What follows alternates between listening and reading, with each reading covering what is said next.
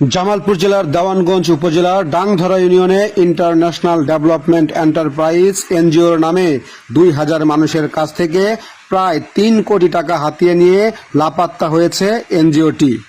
জানা যায়, উপজেলার ডাংধরা ইউনিয়নের নিমাইমারি গ্রামে 2টি রুম 7 মাস আগে ভাড়া নিয়ে কার্যক্রম পরিচালনা করেন কুড়িগ্রাম জেলার রাজীবপুর উপজেলার রেজাউল করিম রেজা ফিল্ড অফিসার পদ, Raju Ahmed accounts officer, Mohammad Roni Ahmed manager ও কামরুজ্জামান বন্ধন অডিট ম্যানেজার হিসাবে অফিসটি পরিচালনা করেন।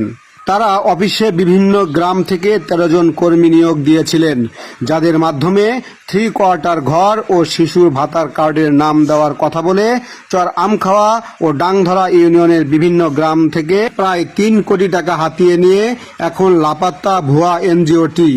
এতে দিশেহারা ভুক্তভোগীরা। মোসাম্মত মালা